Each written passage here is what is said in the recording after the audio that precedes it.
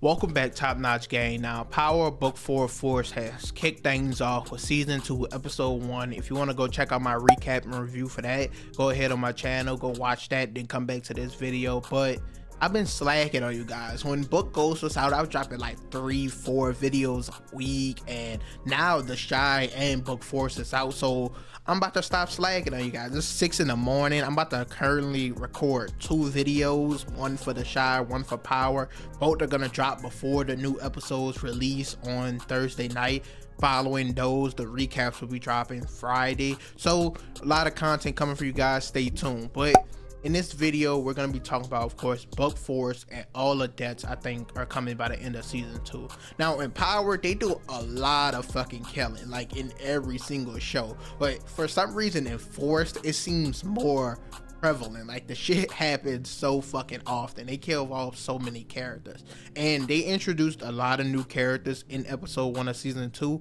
So, I was supposed to initially make this video before the season came out. But now that we saw the new characters introduced, I think it helps me more now to release this video, especially after Episode 1 and before the rest of the season. So that's what we're going to be talking about in this video, because I think a lot of major players are still going to get knocked off in this season, because it's just, we saw what happened in Season 1. We just saw what happened in Episode 1 of Season 2. Shit is just gonna happen. I also do want to say that, of course, Raising Kanan was announced for December 1st, I believe. Sometime in December. So I'm gonna start making early prediction videos as well for Raising Kanan in the next coming week. So you guys stay tuned for that, because Raising Kanan honestly is my second favorite. I'm talking about the active ones. Of course, the original Powers, probably everyone's favorite because of James St. Patrick, because of Ghost. But like Raising Kanan, as far as the show is going on right now, is probably the Book Ghost, Raising Kanan, Book Force, and then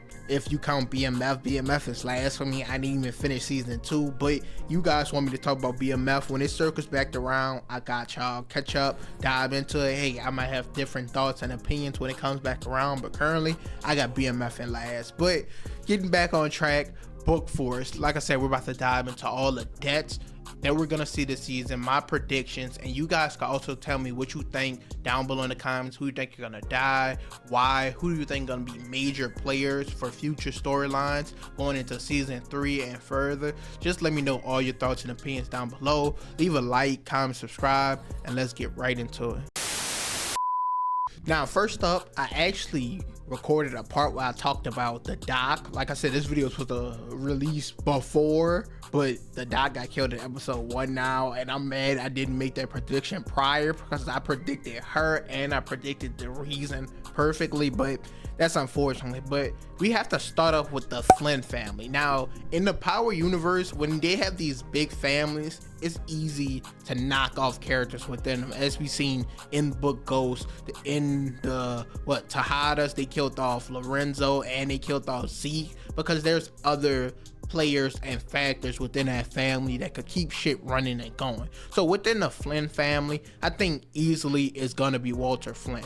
Now, there are 2 main reasons for this. One, he already has cancer, so he's on the chopping block, he's on a timetable. I don't think cancer will be how he dies. I think he's gonna go out in a blaze of fire. We've seen his character, how he moves, how he acts. He's not gonna let cancer be his downfall. I think he goes out in a bigger, better way. Now, it's interesting, like, I think a Flynn is for sure gonna die, and I don't think Vic and Claudia, it don't make sense to do them right now, because once again, like I said, Walter is on the chopping block with his cancer, so they might as well have him be the ultimate death. And that way, Claudia and Vic, we saw in Season 2, Episode 1, they were supposed to be partners working together, but now they're at odds. Vic not fucking with her no more. So I think it makes the most sense that when Walter dies, they both battle it out against one another, brother versus sister, to fight for the head of the Flynn family, the organization, everything like that. And it makes it that much more interesting for 2 reasons. One, Claudia, I believe up to this point, still doesn't even know her dad has cancer. So if it is cancer that takes him out, or it is a different way, it'll be interesting to see how that impacts her, Vic lying to her, everything like that. That puts them more at odds. And two, also, Claudia always wanted that position. We saw her literally from the very beginning fighting for power, control, wanted to have more input, more say so in the family business, and her father kind of kept her at arm's length. While on the other hand, we saw Vic kind of push against what his father wanted him to do, his birthright, as his father would call it, his birthright, as Walter would say, and kind of try to get away from it. He wanted to, of course, leave with Gloria. He didn't want to be in control. That's just not something he had on his mind. But currently, with Gloria gone, of course, died in season 1, he might want that position. He might want control. He might rethink his whole life. And once again, with him and Claudia being at odds, with him knowing personally that his dad is sick, he knows he could position himself to take control of the family. So I think it makes the most sense just to kill off the father, have the two other siblings battle for control and fight for the top. And I just think Claudia in general, as you'll see if you watch my recap of episode 1, I think she'll play a big role and major factor in later storylines. Like, I think she could be the main villain for every single other character, because she's just turning more and more ruthless, as we've seen throughout the show. She got her first kill on the girl she was working with, then she killed Reggie, then she killed Liliana, and then we just seen her kill the doc in the last episode. So I think it makes the most sense to keep her around and continue her on this path of just rage and ruthlessness, and just growing darker and darker and darker as she get more and more kills. And putting her against Vic is just the most interesting dynamic. So that's my first prediction for the Flynn family. Of course, Walter, I guess that's not really a bold prediction, because once again, he's on the chopping block with his cancer, but I have to make the prediction that he dies in season 2, because like I said, a Flynn family member will die, and I'm hoping they don't kill off Claudia and Vic, because we saw in one of the trailers that Tommy catches Claudia by herself. He has a gun to her head, and it looks like he may kill her, and I'm hoping he doesn't, but I don't think they would have showed that in the trailer if that's what was gonna happen. Maybe they was just talking, conversation, but who knows. Moving on to the next character.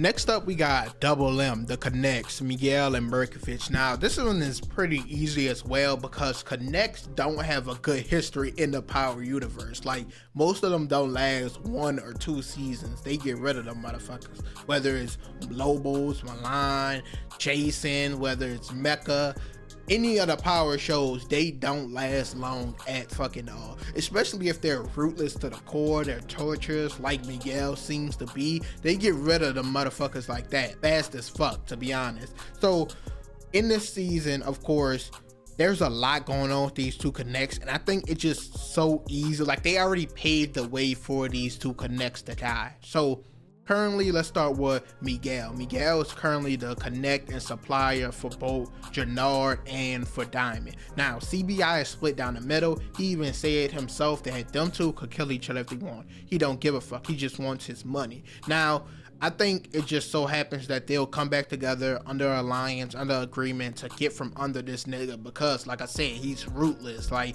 they're gonna eventually align back together to take out a common enemy. I think it's already set up in that way, or else why did they let Gennard survive at the end of season 1 when Diamond basically had him dead to rights? So I eventually think they will come back together with one another, work together to get from under this common enemy, and it just makes the most sense to do it with this nigga Miguel, who's a big problem currently.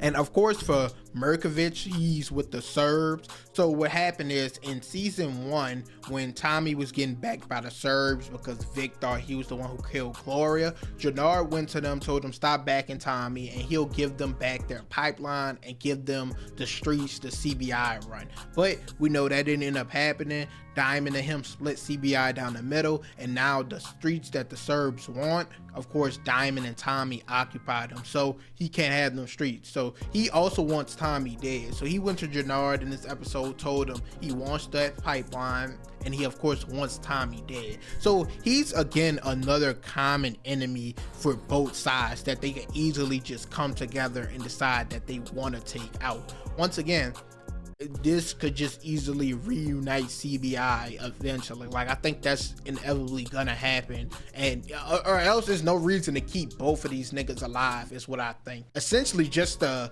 team up, and especially to kill off one of these niggas who y'all both are having problems with.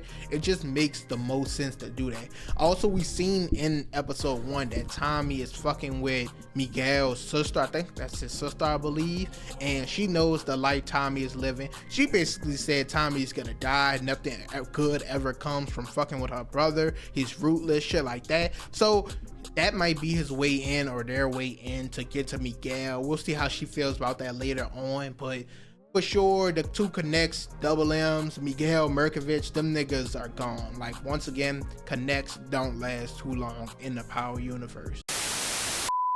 And last but certainly not least, I think our boy JP, I think Tommy's brother, DMac's dad, I think he's gonna die by the end of this season. Now look, hear me out, this one is more of a stretch, and this is like a real prediction compared to the others. The others I definitely could see locked in and happening, but this one I don't know, I just have sort of a feeling. So currently we saw at the end of season 1, DMac of course got shot.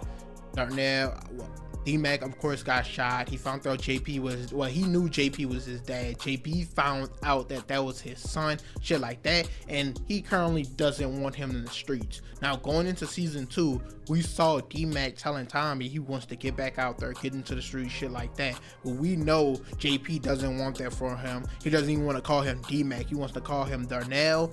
And we know how Tommy gets when losing family members or people close to him. Like, literally, we saw in this episode, he was fucked up about losing Liliana, because we know how close they were. So I just think inevitably he will lose somebody else in his family. I think it makes the most sense for it to be JP, because one, we saw DMac already get shot, so for them to redo that, I just don't think it makes the most sense. And I think DMac has the most potential storylines for the future compared to JP.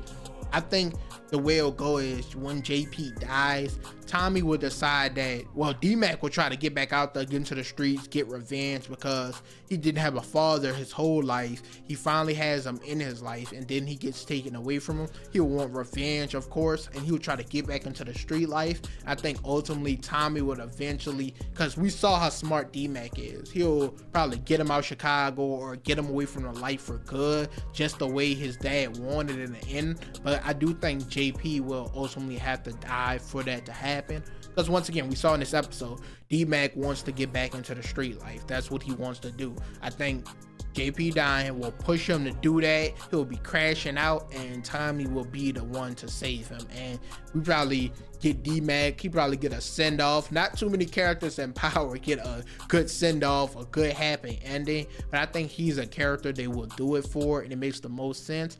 Plus, having Kate around as, like, I don't want to say emotional support, because she's not really good at emotional support, but she will be there for DMac and for Tommy. So I think JP, I think he's gonna be killed out by the end of the season. You guys can let me know what you think down below in the comments.